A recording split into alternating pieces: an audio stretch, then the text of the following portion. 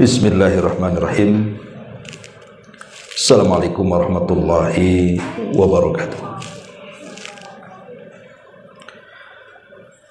Alhamdulillah wassalatu wassalamu ala Rasulillah wa ala alihi wa sahbihi wa mawalah wa la hawla wa la quwata illa billahi wa ba'du.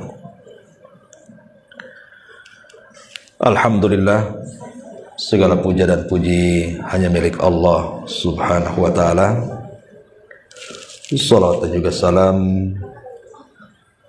tak henti-hentinya kita hadiahkan kepada Rasul kita Nabi besar Muhammad sallallahu alaihi wa ala alihi wasallam. Ma'asyiral muslimat yang dimuliakan Allah subhanahu wa ta'ala,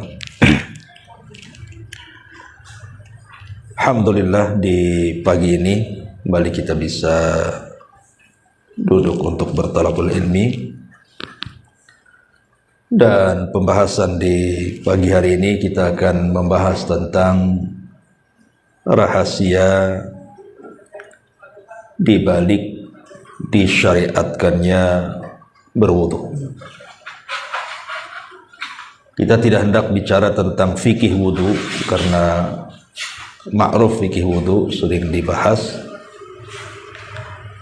Kita hanya ingin mengupas tentang syariat wudu itu dari segi yang lain, manfaat daripada wudu dari segi jasmani dan juga rohani, karena berkaitan dengan masalah tazkiyatun nafsi, membersihkan jiwa. Ma'asyiral muslimat yang dimuliakan Allah azza wa jalla, ada yang mengatakan bahwa wudu itu adalah ibadah yang merupakan kekhususan umat Islam. Tapi ada juga yang mengatakan tidak, bahkan seluruh para nabi juga disyariatkan wudu. Tapi ada juga yang mengatakan maksudnya dikhususkan syariat wudu kepada umat Islam itu caranya, di mana cara wudu kita berbeda dengan cara wudu umat-umat sebelum kita. Dan wudu sendiri adalah salah satu identitas kaum muslimin yang kelak di akhirat Nabi SAW tidak akan mengenali umatnya kecuali mereka berwudu. Dan itu dijelaskan dalam sebuah hadis di mana Nabi SAW satu hari dia sedang mengunjungi para syuhada yang ada di Uhud. Tentu tujuannya Nabi SAW ingin mengenal atau mengenang jasanya para syuhada. Itulah Nabi tidak pernah melupakan kebaikan siapapun, makanya dikunjungi. Seolah-olah Nabi ingin mengatakan, kalaulah bukan karena Allah kemudian jasa-jasa para syuhada, tentu kalian tidak seperti ini.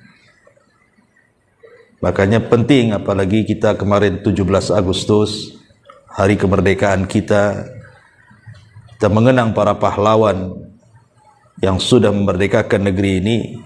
Kalau bukan karena Allah kemudian mereka para pahlawan, tentu kita tidak merdeka di bumi Indonesia ini. Itu yang melakukan Nabi saat ziarah mengunjungi kuburan para syuhada Uhud itu. Yang menarik adalah sepulangnya Nabi SAW mengunjungi para syuhada Uhud itu, Nabi SAW tiba-tiba menangis. Kemudian mengatakan, asfaqtu li ikhwani, aku rindu ingin berjumpa dengan teman-temanku. Sahabat heran, karena di sekeliling Rasul adalah teman-teman Rasul, para sahabat. Makanya sahabat mengatakan, awalasna ikhwanuka ya Rasulullah. Rasul, bukankah kami teman-temanmu ada di sekitar kamu? Maka Nabi SAW mengatakan, kalian bukan teman-temanku, kata Rasul. Lastum ikhwani, kalian bukan teman-temanku, akan tapi kalianlah ashabi, sahabat-sahabatku. Adapun teman-temanku, kata Nabi SAW, kaumun yu'minuna bi walam yarawni, sebuah kaum yang mereka beriman kepadaku tapi tidak pernah melihatku. Kemudian sahabat Nabi SAW bertanya, bagaimana kau bisa mengenali mereka, wahai Rasul? Maka Nabi SAW mengatakan, bala fa innahum ya'tuna yawmal qiyamati ghurran muhajjalina min atharil wudu wa ana faratuhum alal hawdi. Tentu aku bisa mengenali mereka, kata Rasul, dari bekas-bekas wudu mereka. Ghurran muhajjalin. Ghurran itu artinya cahaya yang ada di kepala. Muhajjalin, tahjil itu artinya cahaya dari ujung-ujung anggota wudu selain kepala, tangan, kaki. Jadi nanti pada hari kiamat Nabi SAW mengenali kita itu dari bekas-bekas wudu kita, karena anggota wudu kita itu akan bercahaya nanti pada hari kiamat. Dengan itulah Nabi SAW mengenali kita. Maknanya kalau kita tidak pernah berwudu, macam mana Rasul akan kenal umatnya? Makanya wudu itu identitas. Kalau kita mengaku umat Rasul, umat Muhammad SAW, maka kita harus senantiasa menjaga wudu. Makanya ada hadis yang mengatakan, la yuhafid 'alal wudu illal mu'min. Tidak mungkin orang itu menjaga wudunya kecuali dia seorang mukmin. Kalau selain mukmin tidak mungkin menjaga wudu. Hanya orang yang berimanlah yang menjaga wudu. Karena tahu wudu itu identitas masalahnya. Ma'asyiral muslimat yang dimuliakan Allah Subhanahu wa taala. Bahkan lebih daripada itu, kita cerita tentang keutamaannya dulu, Bu, ya. Baru kita nanti akan ceritakan faedah-faedahnya. Di antara keutamaan wudu itu yang pertama, Bu, sebab mendapatkan kecintaan Allah. Kalau kita ingin mendapatkan kecintaan Allah Subhanahu wa taala, maka jagalah wudu. Karena perkara itu bukan bagaimana caranya kita mencintai, tapi bagaimana caranya kita dicintai. Kalau mencintai, belum tentu yang kita cintai cinta pula sama kita.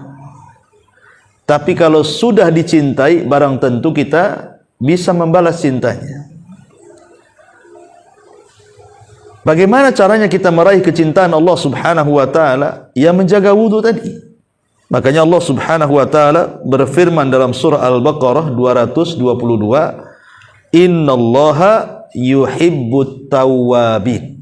Allah itu senang, cinta, suka dengan orang-orang yang melakukan tobat, wa yuhibbul mutatahhirin, dan juga cinta dan suka dengan orang-orang yang menjaga kebersihan, termasuk wudu di dalamnya. Ini yang pertama. Yang kedua, sebab mendapatkan surga Allah Subhanahu wa taala. Sebab mendapatkan surga Allah Subhanahu wa taala. Disebutkan dalam hadis Uqbah ibn Amir radhiyallahu an. Uqbah ibn Amir radhiyallahu an. Nabi sallallahu alaihi wasallam mengatakan, "Ma min muslim yatawadda fayuhsinu wudu'ahu thumma yaqumu fayusalli rak'ataini muqbilan alaihima biqalbihi wa wajhihi illa wajabat lahul jannah." Barang siapa atau tidaklah seorang muslim berwudu, tidaklah seorang muslim berwudu dan dia memperbaiki wudunya, nggak salah-salah wudunya itu, betul-betul dia memperbaiki wudunya. Kemudian dia salat dan dia hadapkan hati dan wajahnya kepada Allah Azza wa Jal. Kata Rasul, illa wajabat lahul jannah, kecuali wajib Allah masukkan ia ke dalam surga. Menunjukkan bahwa wudu itu adalah penyebab kita masuk ke dalam surga. Kemudian yang ketiga, raf'u darajat, penyebab kita diangkat derajatnya di sisi Allah Subhanahu wa taala.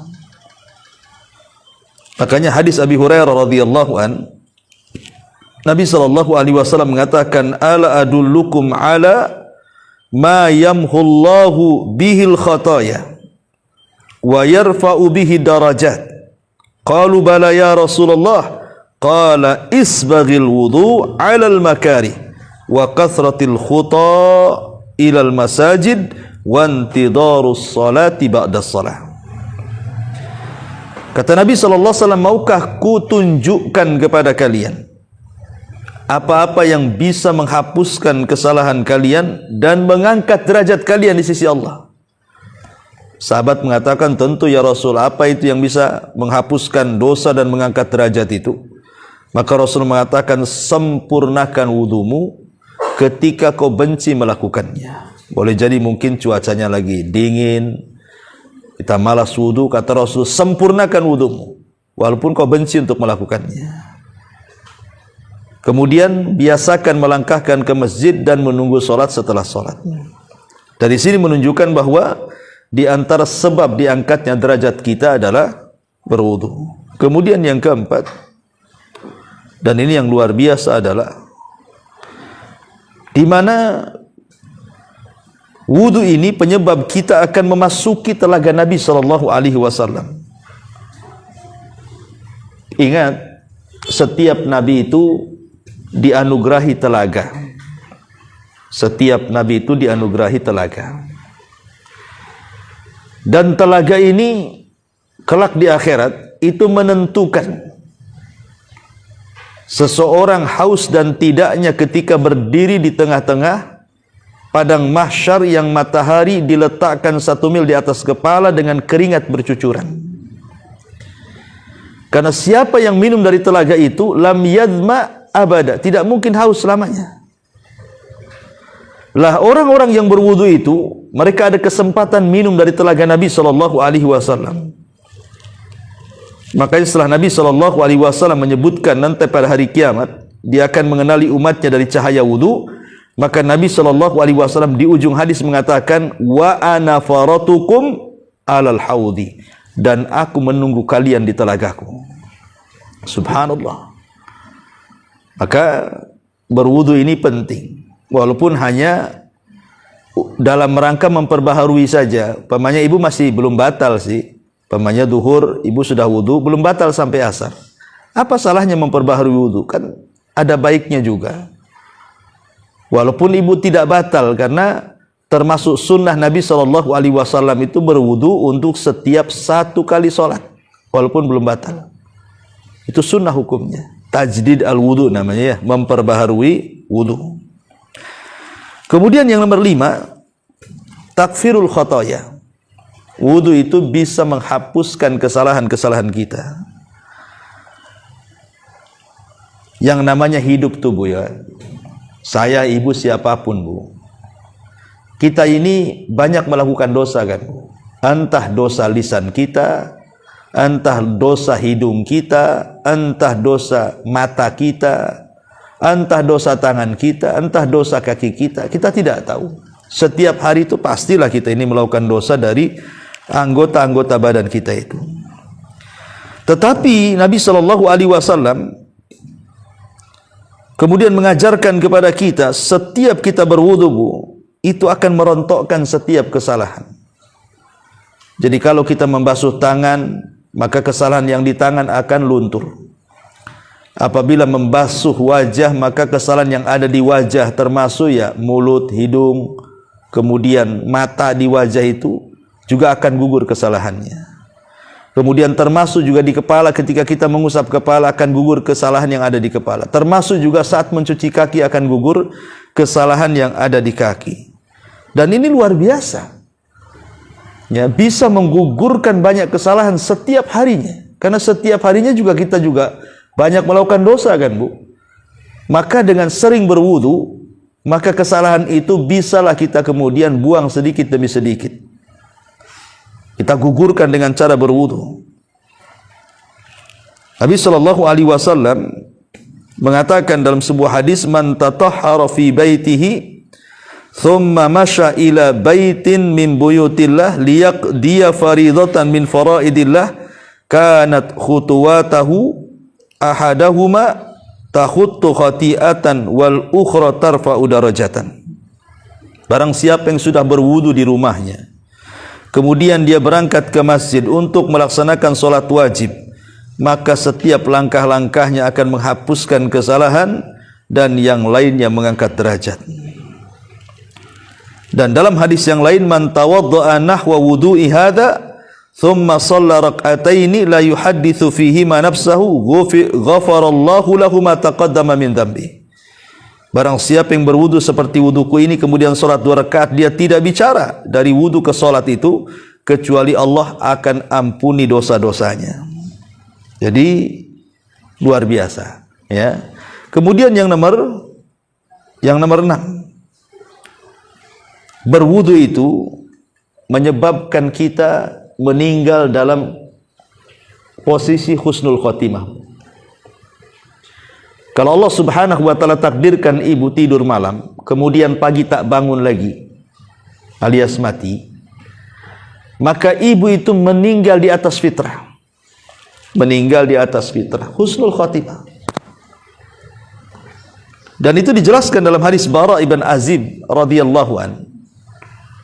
Kata Nabi sallallahu alaihi wasallam kepada Bara bin Azib itu, ya Bara, idza ataita madja'aka fatawadda wudu'aka lis-salati thumma taji ala syikil ayman wa qul Allahumma aslamtu wajhi ilaika wa fawwadtu amri ilaika wa alja'tu dhahri ilaika rahbatan wa raghbatan ilaika la malja'a wa la manja minka ila ilaik amantu bi kitabika alladhi anzal wa bi nabiyyika alladhi arsal, atau amantu bi kitabika alladhi unzil wa bi nabiyyika alladhi ursil fa in mitta alal fitrati wa in asbahta ala khairin.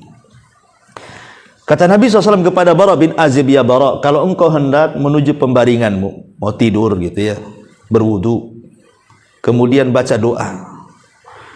Kalau seandainya engkau nanti bangun di pagi hari, maka bangun di atas kebaikan. Tapi kalau Allah takdirkan kau mati, mata ala fitratin, engkau mati di atas fitrah, artinya mati di atas Islam. Dan Allah mengatakan, fala tamutunna illa wa antum muslimun, janganlah kau mati kecuali kau dalam keadaan muslim. Bahkan Nabi Yusuf alaihi salam sampai berdoa, tawaffani musliman wa alhiqni bis salihin, ya Allah wafatkan aku dalam kondisi muslim dan libatkan aku bersama orang-orang baik. Jadi kalau seandainya Allah takdirkan kita ini tidur kemudian tak bangun lagi paginya, Bu, insyaallah mudah-mudahan kita mati di atas fitrah. Makanya sebagian ulama mengatakan, Bu, sebenarnya seseorang itu meninggal ketika di pagi hari kita meninggal, apakah dia su'ul khotimah atau husnul khotimah itu gampang sebenarnya nilainya. Cara lihatnya itu loh maksudnya. Apa lihatnya? Lihat kelakuan sebelum tidurnya, Bu. Kalau sebelum tidurnya dia banyak melakukan ibadah, salah satunya wudu, kemudian Allah takdirkan dia mati, insyaallah itu husnul khotimah. Tapi kalau sebelum tidurnya ibu maksiat kepada Allah Azza wa Jal, bermaksiat kepada Allah, sebelum tidurnya ibu malah pegang handphone, begibah pula di handphone, ataupun kemudian kelayapan ke sana kemari, tidak jelas yang dituju, atau jelas-jelas maksiat kepada Allah Azza wa Jal, kemudian tidur, kemudian tak bangun lagi, dipastikan sul khotimah tuh orang kayak gitu tuh. Makanya wudu sebelum tidur itu penting, karena itu menentukan bangunnya kita itu dan juga matinya kita. Kalau seandainya Allah bangunkan, berarti bangun di atas kebaikan, Bu. Tetapi kalau kita diwafatkan, wafat di atas fitrah. Makanya di antara salah satu faedah wudu yang ke-8 adalah bisa menghilangkan ikatan setan. Yang ke-7 ya, Bu. Jadi bisa mengurai ikatan setan. Setiap malam itu, setiap malam. Saya, ibu atau siapapun itu kalau mau tidur biasanya didatangi setan, Bu. Cuman tak nampak setannya. Kalau nampak tak bisa tidur, Ibu. Ya. Jadi setan itu datang bawa tali itu, Bu. Kemudian tengkuk kita lah diikat sama setan. Ingat, setan itu tidak bisa menguasai ubun-ubun depan. Setan itu hanya bisa menguasai tengkuk belakang. Bahasa saya, otak itu ada dua, Bu. Ada otak depan, ada otak belakang. Kalau orang barat mengistilahkan otak kiri sama kanan. Kalau kita otak depan dengan belakang. Otak depan itu disebut ubun-ubun, otak belakang itu disebut tengkuk namanya. Ya. Ubun-ubun itu tidak bisa dikuasai. Makanya Al-Quran sendiri menceritakan ketika iblis bersumpah untuk menggoda anak Adam, dia hanya bisa menggoda dari arah kiri, kanan, depan, belakang. Atas tidak. Atas tidak bisa digoda oleh setan, maksudnya ubun-ubun. Karena ubun-ubun itu di tangan Allah Azza wa Jalla. Tapi setan bisa mengganggu kepala kita itu hanya dari tengkuknya saja. Dengan cara apa? Ya'qidus syaitan ala qafiyati ahadikum idh huwa nam. Jadi setan itu setiap malam akan datang mengikat tengkuk kita saat kita sedang tertidur, thalathu uqad, 3 ikatan. Jadi setan tiap malam bawa tambang tuh untuk ngikat tengkuk ibu tuh. Lah 1 kali ikatan, setan itu akan bernyanyi itu. Nyanyinya gimana tuh? Nim naumatan tawila farkud katanya. Tidur yang nyenyak, malam masih panjang katanya. Kemudian diikat lagi 2 ikatan, ngomong gitu lagi. Tidur masih panjang. Padahal ada subuh tuh, Bu. Ya, dibilang tidur masih panjang aja tuh. Tidur terus, tidur. Sampai 3 ikatan tuh. Jadi betul-betul sama setan itu dinina bobokkan kita supaya kalau bisa jangan bangun kecuali selepas subuh. Tetapi barang siapa yang dia bangun sebelum subuh atau sepertiga malam dia bangun, kemudian dia berzikir kepada Allah Azza wa Jalla, membaca doa setelah tidur, alhamdulillahilladzi ba'da ma amatana wa ilaihin nusyur. Kemudian kita berwudu, kemudian kita sholat, maka semua 3 ikatan itu akan hilang, Bu.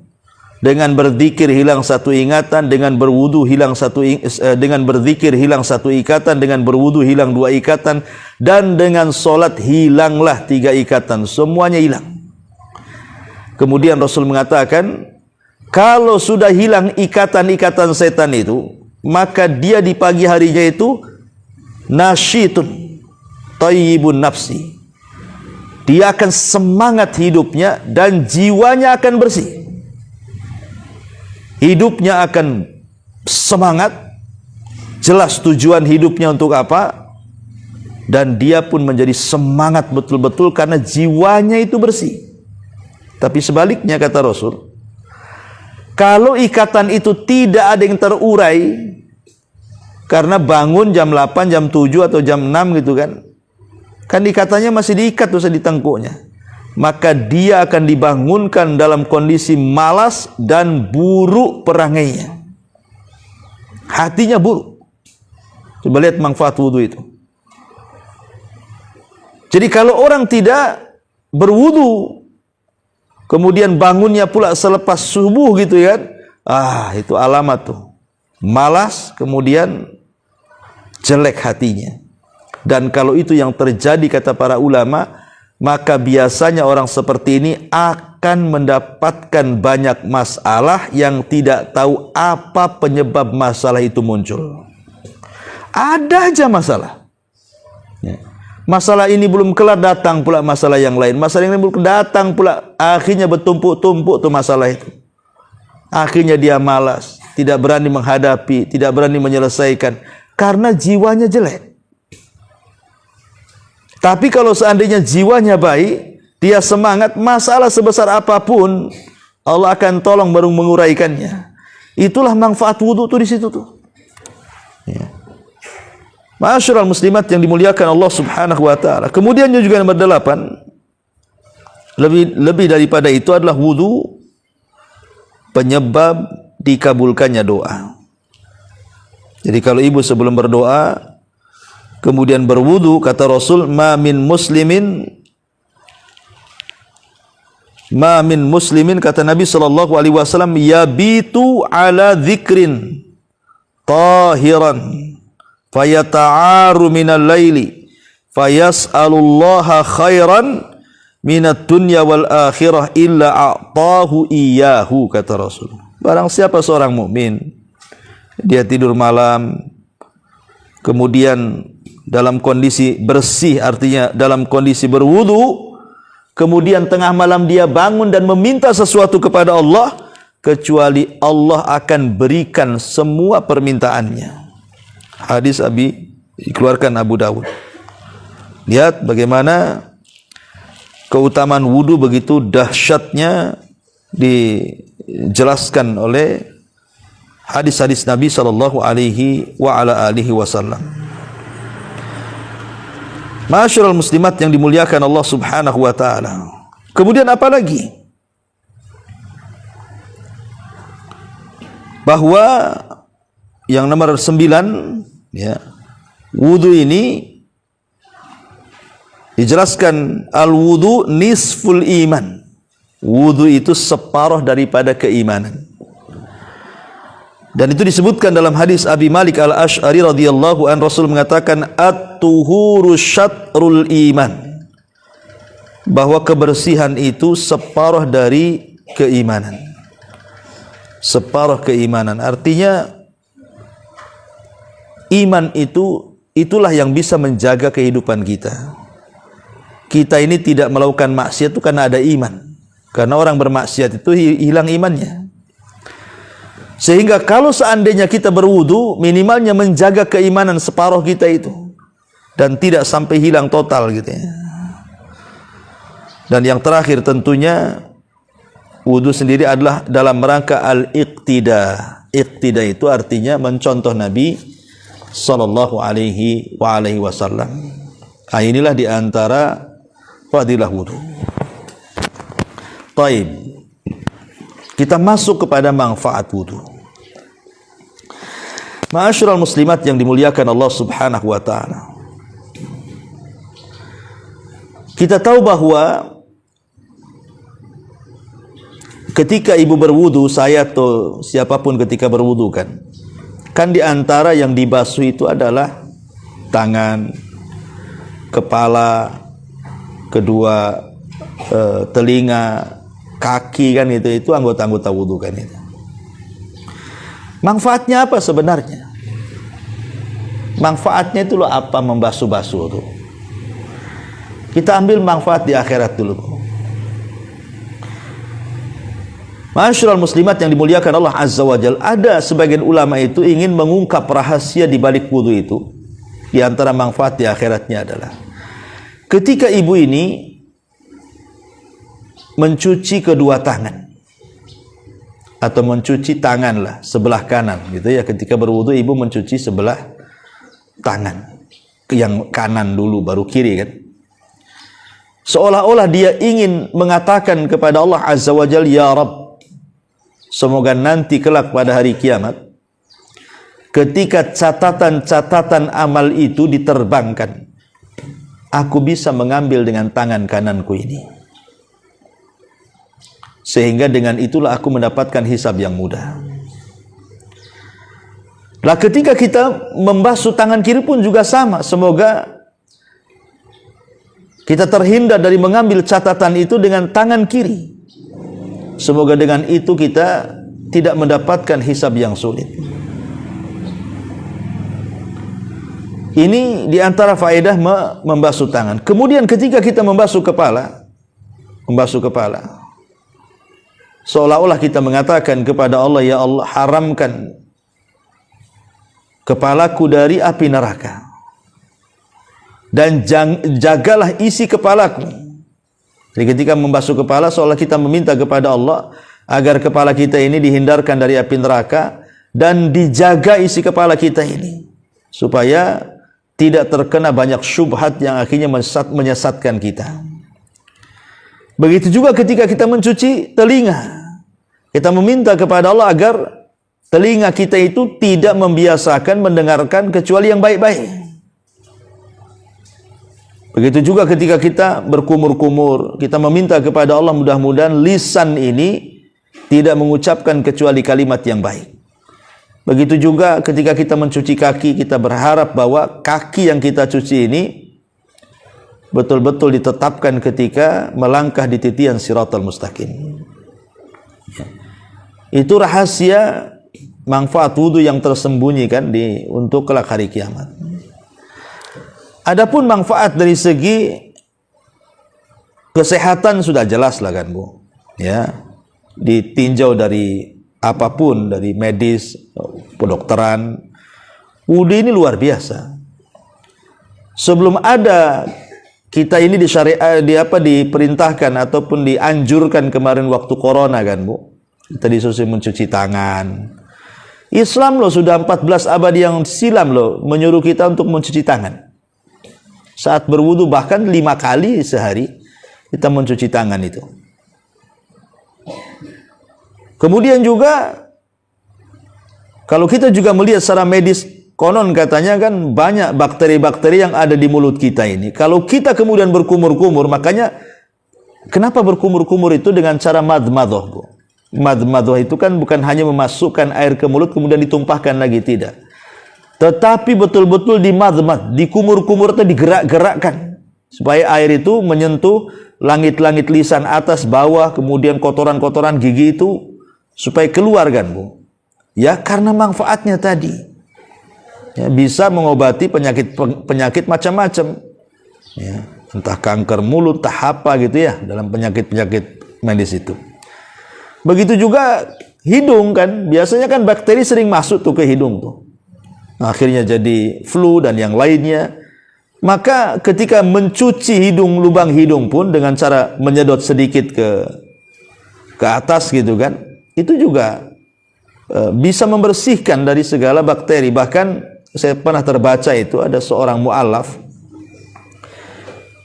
itu dia masuk Islam gara-gara meneliti wudu. Masuk Islamnya itu gara-gara meneliti wudu. Baru sampai ke mencuci hidung dia sudah yakin bahwa wudu ini adalah syariat. Akhirnya dia bersyahadat. Padahal belum diteliti semuanya tuh, baru sampai ke hidung saja. Ya. Bagaimana kalau sampai kemudian mencuci wajah?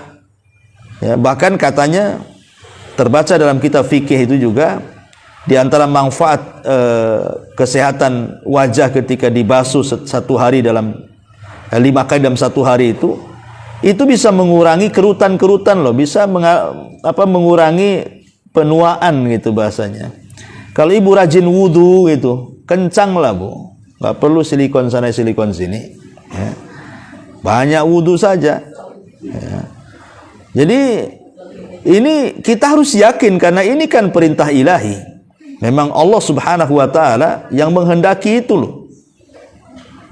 Jadi itu kecantikan alami namanya kan. Ini kecantikan lewat media syariat. Cukup banyak wudu saja, tapi wudunya yang benar, jangan asal wudu kan itu. Betul-betul wudunya itu juga ikhlas, mencari pahala, keredhaan.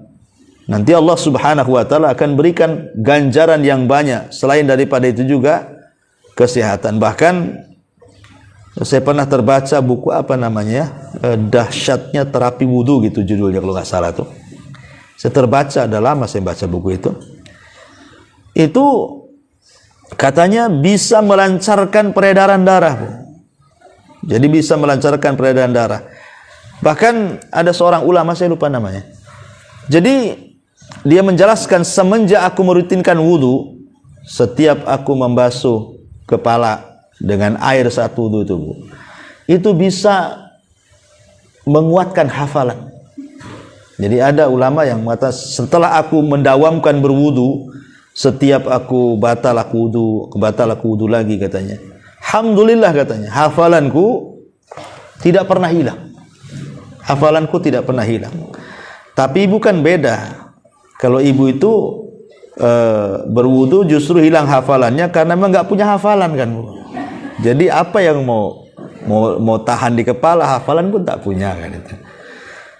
Jadi itu sampai ulama seperti itu. Semenjak aku mendapatkan wudu, mantap hafalannya katanya. Jadi saya terbaca dalam kitab dahsyatnya terapi wudu itu bisa melancarkan peredaran darah. Artinya kan kalau sudah melancarkan peredaran darah kan kemana-mana, Bu. Jadi kerjanya ke jantung menjadi optimal kan gitu ya. Ya namanya darah ini kan penentu kesehatan badan juga.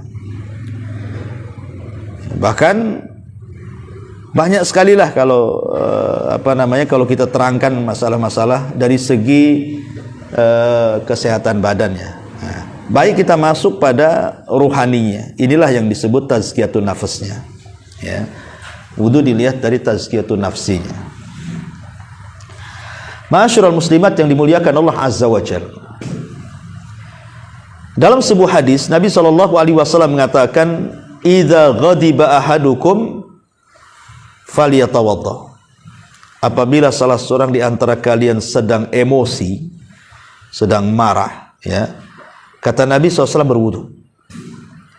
Rupanya wudu itu bisa mengurangi emosi, Bu. Bisa mengurangi perasaan marah. Kenapa demikian? Alasannya karena marah itu dari setan. Dan setan itu tercipta dari api. Dan api itu hanya bisa dipadamkan dengan air. Makanya ketika seseorang berwudu, hakikatnya sedang memadamkan bara api syaitan. Sehingga hati yang tadinya bergejolak, marah, emosi, itu pelan-pelan menjadi redam. Itu kan tazkiyatun nafasnya di situ. Ya, bisa membersihkan, menjernihkan hati yang tadinya kalut, emosi, marah, wudu. Makanya kalau ibu lagi marah sama suami, wudu. Masih marah lagi, wudu lagi sampai habis tuh satu bak mandi. Kata Nabi SAW, apabila sedang berdiri marahnya, duduk kan itu ya. Apabila sedang duduk masih marah, baring. Apabila baring juga masih marah, wudu. Nah, ini wudu, penentu nih, terakhir wudu. Kemudian sholat. Jadi salah satu terapi orang sedang emosi itu berwudu. Maka ini bisa menjernihkan hati wudu ini. Ini dari segi tazkiyatun nafasnya. Kemudian juga yang kedua, hadis yang tadi saya baca, Bu. Hadis dari Abu Hurairah radhiyallahu an. Nabi SAW mengatakan, ya'kidu syaitan ala qafiyati ra'si ahadikum idza huwa nam thalatha uqadin. Jadi setan itu mengikat tengkuk salah seorang di antara kalian apabila tertidur 3 ikatan. Kemudian di ujung hadis Nabi SAW mengatakan, fa in sallah in halat uqdata kullaha fa asbaha nasyitan tayyiban nafsi wa illa asbah khabithan nafsi kaslan. Kalau dia kemudian bangun dan dia berzikir, kemudian berwudu, kemudian sholat, apa kata Nabi? Maka ketika hilang semua ikatannya, maka di pagi hari dia akan merasa semangat dan kesegaran yang menenteramkan jiwa. Namun bila dia tidak melakukan seperti itu, maka pagi harinya jiwanya merasa tidak segar dan menjadi malas beraktivitas. Nah, di sini tazkiyatun nafasnya juga yang kedua. Ya, jadi dengan berwudu tadi selepas bangun tidur, itu jiwa akan bersih. Ketika jiwa akan bersih, ini tenang hatinya sehingga semangat hidupnya. Jadi adalah tujuan hidup dia satu hari itu untuk apa dia tahu. Dan itu bisa kita rasakan, Bu. Bahkan saya pernah merasakan juga. Kalau kita tidur sedikit di malam hari, Umpamanya tidur jam 11 gitu, bangun jam 3. Ya. Kemudian mungkin diantara ibu ada yang tahajud atau baca Quran atau dzikir itu bukan. Memang agak ke subuh itu ngantuk-ngantuk dikit kan Bu. Tapi nanti pagi harinya itu selepas subuh tuh, kemudian ibu nyapu, ngepel atau nyiram aktivitas itu, rasanya tidur yang sedikit di malam hari itu tidak mempengaruhi kesehatan badan ibu. Tapi coba ibu ini tidur umpamanya kan jam 11, bangun subuh, kemudian sholat subuh, kemudian habis subuh tidur lagi, bangun jam 9. Itu kan udah cukup-cukup tuh tidur itu bukan? Mulai jam 11 bangun jam 9 kan? Cuman bangun tuh sholat tidur lagi. Itu sudah direncanakan tuh, habis subuh harus tidur nih, udah ada rencana tuh. Ya kan? Tidur itu kan harus ada rencana dan kesempatan kan, Bu. Nah, kemudian bangun jam 9, ibu rasakan badan ibu seperti apa tuh? Pasti sakit-sakit badan, bawaannya ngantuk aja tuh, padahal udah lebih-lebih tuh jamnya tuh. Ah, itu bisa kita rasakan seperti itu. Dan memang ini kan obat nabawiyah namanya, tibun nabawi. Walaupun kita kurang tidur semalam hanya 2 jam, 3 jam gitu kan. Tapi kita berhasil melepaskan ikatan-ikatan setan itu. Kemudian kita bangun di pagi hari, rasanya semangat aja hidup tuh. Ya paling nanti ngantuk-ngantuknya kalau udah dekat-dekat duhur gitu kan. Nah, itulah di situ ada kailulah, sunnah tidur siang. Ya. Jadi nomor 2, dari segi tazkiyatun nafasnya wudu ini bisa menjernihkan hati, memberikan semangat hidup sehingga tidak malas. Dan tadi saya katakan, sebagian ulama mengatakan bahwa dia akan mampu mengurai banyak masalah pada hari itu. Dia akan bisa mengurai banyak masalah walaupun banyak masalah hari itu. Dengan cara tadi mengikat uraian setan, karena kalau hati tenang, enak kita menghadapi masalah. Tapi kalau hati itu ruwet, riweuh, itu sulit menghadapi masalah. Ya. Ma'asyiral muslimat yang dimuliakan Allah Azza wa Jalla. Bahkan ada hadis Nabi SAW mengatakan ketika kita memakan daging unta. Ketika kita makan daging unta kan Bu, Nabi memerintahkan untuk berwudu. Tapi kalau kita makan daging kambing, Rasul tidak merintahkan kita berwudu. Dari sini kata para ulama, salah satu nawaqidul wudu, pembatal wudu itu adalah ketika kita makan daging unta. Dan tidak batal wudunya kalau kita makan daging kambing. Apa alasannya? Karena unta itu tabiatnya tercipta dari setan. Unta itu tabiatnya tercipta dari setan. Sehingga bawaannya panas, ya kan? Bawaannya, ya tahulah setan bawa ibu kemana kan itu. Nah, dengan kemudian berwudu setelah makan daging unta, di situ manfaatnya apa?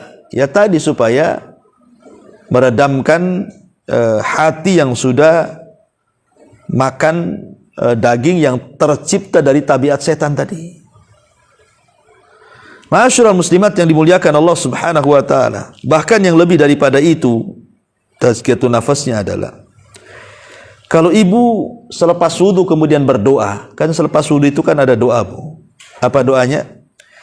Kata Nabi SAW, man tawadda'a fa ahsanal wudu thumma qala, barang siapa yang berwudu kemudian dia perbaiki wudunya tuh, kemudian dia berdoa selepas wudu, asyhadu an la ilaha illallah wahdahu la syarikalah wa asyhadu anna muhammadan abduhu wa rasuluh, Allahumma ij'alni minat tawabina waj'alni minal mutatahhirin, futihat lahu samaniyatu abwabil jannah yadkhulu min ayyiha sya'a. Kata Rasul, kemudian dia berdoa, aku bersaksi tidak ada sesembahan yang berhak disembah kecuali Dia, dan aku bersaksi Muhammad adalah hamba dan Rasulnya. Ya Allah, jadikan aku termasuk hamba-hambamu yang bertobat, dan jadikan aku termasuk hamba-hambamu yang senantiasa bersuci. Maka kalau kita membaca doa ini, Allah akan buka padanya 8 pintu sorga, dan ia boleh masuk dari 8 pintu sorga yang ia kehendaki. Pendek tapi luar biasa. Ya Allah. Jadi doa habis wudu pendek, asyhadu an la ilaha illallah wa asyhadu anna muhammadan abduhu wa rasuluh, Allahumma ij'alni minal tawabina waj'alni minal mutatahhirin. Tapi lihat faedahnya. Ya. Di dalam kandungan doa selepas wudu itu inti daripada tauhid, Bu. Itu inti daripada tauhid. Kalau wudu saya katakan tadi lebih ke porsinya membersihkan badan. Ya, lebih porsinya itu membersihkan badan ya, Bu ya. Pamannya penyakit mulut, penyakit yang ada di muka, yang ada di kepala, yang ada di tangan, yang ada di kaki, kemudian bisa melancarkan darah, macam-macam lah penyakit bisa diobati dengan wudu itu. Artinya lebih ke badan. Tapi kalau doa selepas wudu itu lebih ke hati, tazkiyatun nafas. Karena dalam hati manusia itu kan macam-macam, Bu. Ada syiriknya, ada bid'ahnya, ada hasadnya, ada dendamnya, ada dengkinya, ada irinya, macam-macam lah penyakit hati itu, Bu. Makanya wudu ini bisa menghilangkan penyakit badan, doa selepas wudu itu bisa menghilangkan penyakit hati. Ketika kemudian penyakit badan hilang, penyakit hati hilang, makanya ibu betul-betul menjadi orang baik tuh. Mudah untuk bertobat, waj'alni minat tawabin. Mudah untuk bertobat. Karena penghalang-penghalangnya sudah tidak ada. Orang itu kalau susah bertobat itu kan karena ada penyakit hatinya. Ataupun ada penyakit badannya. Ketika dua-duanya sudah hilang tuh. Penyakit badan sudah hilang dengan wudu, penyakit hati hilang dengan doa selepas wudu. Berarti mudah dia untuk bertobat. Makanya para ulama ketika memberikan syarahan kepada doa selepas wudu, mereka mengatakan walamma kanati taubatu taharatul batini an adrani dzunubi wal wudu'u taharatul zahir anil ahdatsil mani'ati minat taqarrubi ilaihi ta'ala nasabal jam'u bainahuma fa idza fa'ala dzalik futihat abwabul jannah ats-tsamaniyah. Ketika tobat itu membutuhkan kebersihan hati. Ketika tobat itu membutuhkan kebersihan hati, dan itu bisa dilakukan dengan cara apa? Doa selepas wudu. Itulah untuk membersihkan hati supaya kita mudah bertobat. Dan ketika kemudian wudu sendiri adalah bisa membersihkan kotoran-kotoran badan, apabila dijumpakan bersihnya badan dan hati, maka orang itu mudah untuk melakukan tobat dan mendekatkan diri kepada Allah Azza wa Jalla. Disitulah letak tazkiyatun nafasnya. Ya. Walaupun wudu sendiri tadi saya sudah katakan ada dari sisi tazkiyatun nafasnya ada. Tapi porsinya lebih banyak kepada membersihkan badan. Tapi kalau ingin lebih membersihkan hati, artinya ingin sempurna badan bersih, hati bersih, jangan tinggalkan doa selepas wudu. Jangan. Sayang gitu kan, karena banyak di antara kita itu yang melalaikan doa selepas wudu. Dia hanya mementingkan kebersihan badan, tapi bersihnya hati tidak. Padahal justru doa selepas wudu pun tak kalah pentingnya dengan wudunya tuh. Karena beda manfaatnya. Kalau wudu membersihkan badan, kalau doa selepas wudu membersihkan hati. Maka saya nasihatkan, jangan tinggalkan. Kan sebentar saja kok asyhadu an la ilaha illallah wahdahu la syarikalah wa asyhadu anna Muhammadan abduhu wa rasuluh. Allahumma ij'alni minat tawwabin wa ij'alni minat. Kan sebentar aja, Bu. Tapi lihat manfaatnya. Luar biasa. Ya. Ma'asyiral muslimat yang dimuliakan Allah Subhanahu wa taala, inilah di antara manfaat wudu ditinjau dari segi tazkiyatun nafas. Baik, sampai di sini, Bu. Kita buka tanya jawab saja. Silahkan kalau ada yang mau bertanya. Ya, tafadhali.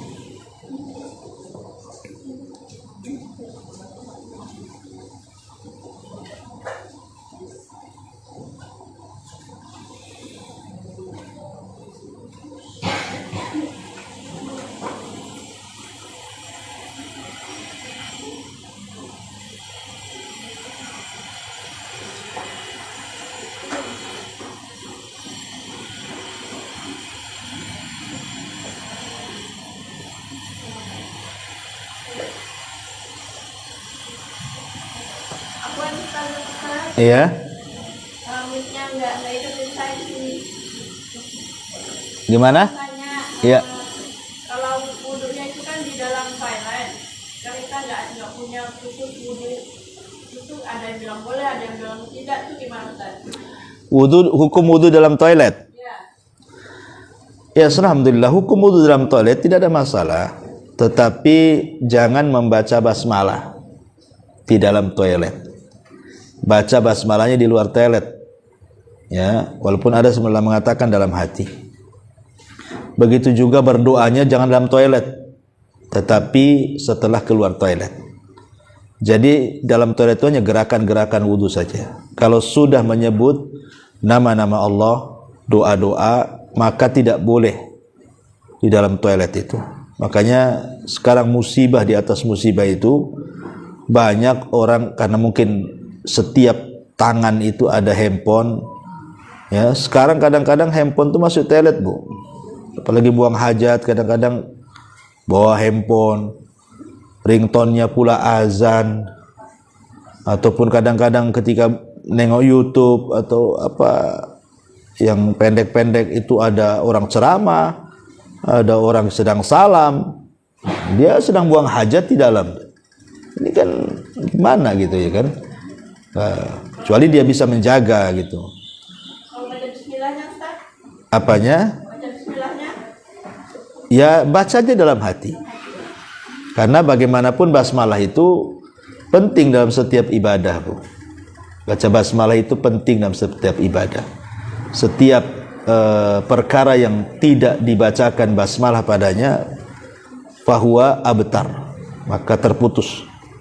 Makanya penting baca basmalah itu, entah di dalam hati ataupun di luar kamar mandi lah sebelum masuk. Ya. Wallahu a'lam. Satu lagi Ustaz. Ya. Kalau keluar dari tema ya Ustaz. Ya. Kan ada saudara di rumah. Terus dia itu mau ngambil motor tapi kredit, kita udah bilang nggak boleh. Tapi dia tak mau ngambil. Tapi kan itu apa tanggungnya itu kita gitu. Maksudnya jaminannya kita itu gimana Ustaz? Kita kenapa enggak? Nggak boleh, Bu. Menjamin riba itu masuk karena Allah melaknat riba itu bukan hanya pemakannya. La'ana Rasulullah SAW akila riba wa mukilahu wa syahidaihi wa katibaihi hum sawa, kata Rasul. Allah melaknat yang makan riba, yang ngasih makan riba, yang menyaksikan riba, bahkan mungkin juga yang mencatatnya, notarisnya atau apalah, semuanya kena. Ya. Makanya jangan mau membuat jaminan kepada perkara yang jelas-jelas haram, karena itu masuk pada firman Allah, wala ta'awanu 'alal itsmi wal udwan. Jangan tolong-menolong di atas perbuatan dosa dan kemaksiatan. Jadi sebaiknya jangan mau untuk jaminan. Ya, bagusnya suruh ngumpulin duit dulu, kalau sudah terkumpul, beli cash. Beli cash itu lebih baik, itu paling selamat dari riba. Wallahu a'lam. Wa iyyak.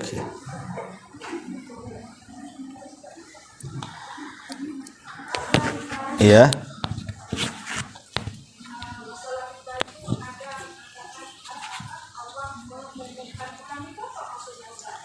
Allah mengumumkan perang.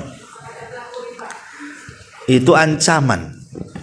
Itu wa'id syadid, kata para ulama. Itu disebut ancaman. Allah hendak mengancam.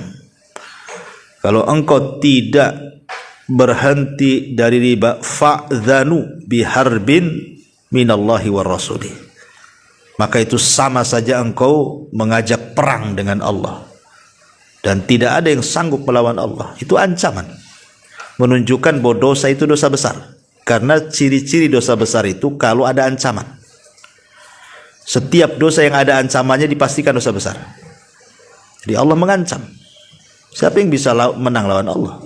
Ya. Dan serendah-rendahnya dosa riba itu seperti menggauli ibunya sendiri. Dosanya itu.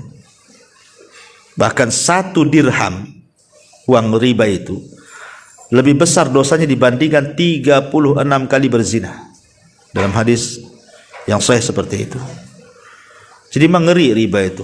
Bahkan nanti pada hari kiamat, kalau dia dibangkitkan, dia seperti orang kesurupan.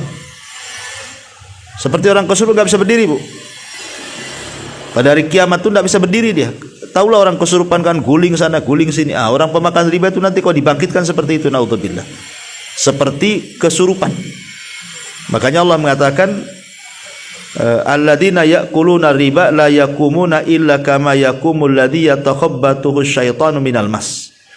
Para pemakan riba di dunia itu mereka tidak akan berdiri kecuali seperti orang yang kesurupan setan. Nah, itu kan ngeri, ya. Jadi sebisa mungkin lah. Ya memang kita tidak bisa menghilangkan riba 100% dalam kehidupan kita, karena memang riba sendiri kan sudah melingkari kita. Tidak ada di antara kita kecuali pasti ada uang di bank. Tidak mungkin ibu nggak nyimpan uang di kasur kan bu? Pasti digondol orang, dan yang gondolnya orang dalam biasanya. Itu kalau ya sekarang semua sudah pakai rekening. Kadang-kadang kita memang bank syariah, tapi kadang-kadang yang ditransfer bukan syariah, atau yang ngirim juga bukan syariah, macam-macam lah. Tapi yang namanya sebuah kemungkaran kalau tidak bisa dihilangkan 100%, minimal dikurangi lah.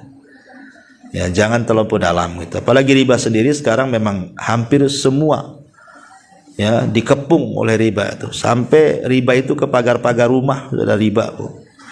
Sampai ke pohon mangga ada riba. Coba saja Bu, nanti ada pengumuman silahkan pinjam dengan buka sekian, cetek taruh di pagar ibu. Bayangkan riba ada di pagar Bu, ada di pohon pisang, pohon mangga, semua ada. Gitu. Jadi makanya riba ini udah di mana-mana nih masalahnya. Susah kita mau keluar riba tuh. Ya kita berdoa saja lah, mudah-mudahan tidak terlibat. Kalaupun harus terlibat ya jangan sampai kemudian terlibat. Tapi kalau kita memang tidak terpaksa sama sekali ya janganlah sampai tadi membeli rumah atau membeli kendaraan gitu ya. Lebih baik ngontrak, lebih berkah daripada ngeredit tapi nyusahin daripada kena riba. Itu susah Bu, hidupnya susah kena riba. Wallahu a'lam. Ya.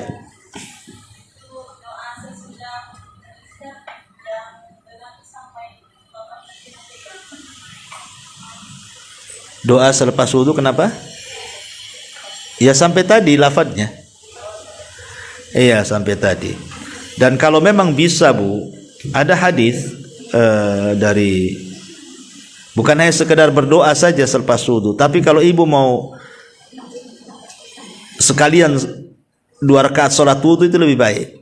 Kan Nabi SAW pernah masuk ke dalam sorga. Tiba-tiba kemudian Rasul mendengar suara terompah di sorga itu. Kemudian kata Rasul, ini suara terompah siapa? Itu suara Bilal. Akhirnya kemudian Rasul memanggil Bilal selepas masuk ke sorga itu dan mengatakan, ya Bilal, suara terompahmu sudah mendahului aku masuk sorga. Apa yang kau lakukan? Katanya.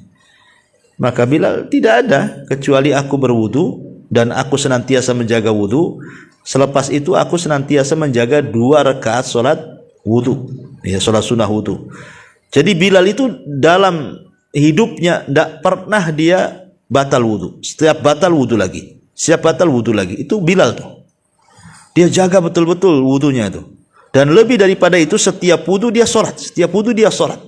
Subhanallah, lihat sampai sandalnya Bu masuk surga.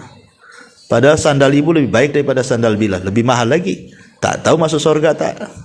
Tapi lihat Bilal luar biasa.